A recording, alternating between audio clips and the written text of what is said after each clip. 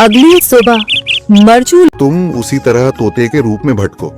नहीं नहीं, मुझे आजाद करो वरना मैं तुम्हें छोड़ूंगा नहीं। अब तुम मेरा कुछ भी नहीं बिगाड़ सकते। अब तुम जाओ यहाँ से और अब से ऐसे ही घूमो।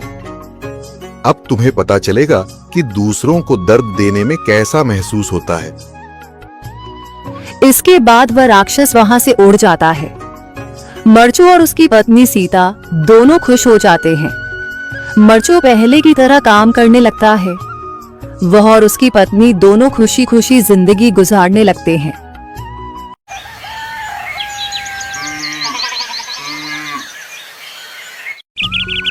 मरचू जंगल से लकड़ियां काटकर बाजार में बेचने गया, लेकिन उसे लकड़ियों के अच्छे दाम नहीं मिले। इस पर मरचू ने कहा, अरे भैया, इतने कम पैसे? इन पैसों में तो 2 वक्त का खाना भी नहीं मिलेगा। आप मुझे बहुत ही कम पैसे देते हैं। मैं इतनी मेहनत से लकड़ियां काट कर आता हूँ, लेकिन उनके पैसे मुझे बहुत कम मिलते हैं। भैया, तुम्हारी लकड़ियां होती ही इतनी कमजोर हैं कि मैं इससे ज्यादा पैसे नहीं दे सकता। तुम्हारी लकड़ियों के बस इतने ही पैसे बनते हैं। अरे भैया, कुछ ज्यादा कर दो ना। वो क्या है ना कि इन पैसों का तो कुछ भी नहीं आता। मैं अपनी जिंदगी कैसे गुजारूंगा? भैया, तुम जाकर अच्छी लकड़ियां लाओ, तभी इन लकड़ियों का अच्छा दाम मिल पाएगा, वरना इन लकड़ियों का तो यही दाम है। ये सुनकर मरचू बहुत ज्यादा परेशान हो गया और पैसे लेकर किराने की दुकान से सामान खरीदकर घर आ गया। घर पहुंचते ही मरचू की पत्नी सीता ने कहा, अरे जी, सामान ले आए आप? हाँ जी, सामान ले आया हूँ। सीता के चेहरे पर खुशी छा जाती है, लेकिन जब उसने सामान देखा, जी, इसमें तो बहुत थोड़ा सामान है। हाँ सीता, मुझे पता है कि यह सामान बहुत थोड़ा है, लेकिन मैं क्या करूं? मेरे पास जितने पैसे थे, मैं उतने का ही सामान लेकर आ गया हूँ। इस तरह हमारा गुजारा कैसे हो पाएगा जी? आपको तो पता ही है कि हम कितनी मुश्किलों से गुजारा करते हैं। हाँ हाँ, मुझे पता है, लेकिन मैं कर भी क्या सकता हूँ?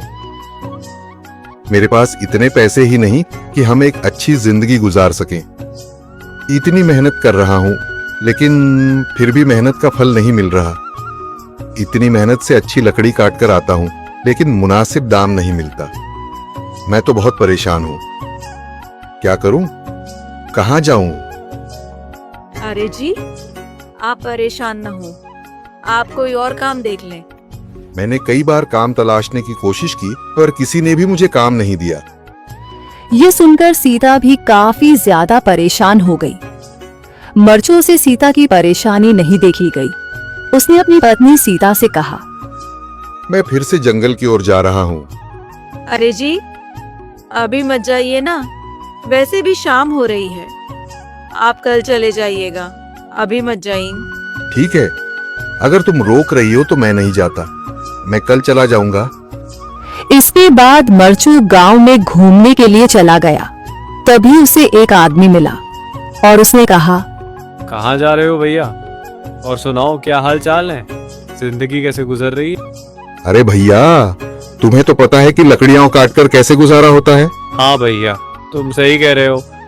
और आसपास के जंगलों में अच्छी लकड़ियां भी नहीं है।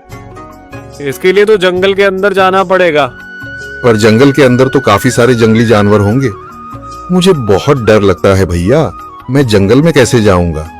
हाँ भैया, जंगली जानवर तो होंगे, लेकिन अच्छी लकड़ियां तो वहीं से ही मिलेंगी। ये सुनकर मरचू बहुत ज्यादा परेशान हो गया, लेकिन वह आदमी बिल्कुल ठीक कह रहा था। जंगल के किनारे की सारी लकड़ियां कट चुकी थीं। अब सिर्फ जंगल के अंदर ही अच्छी लकड़ियां बची थीं।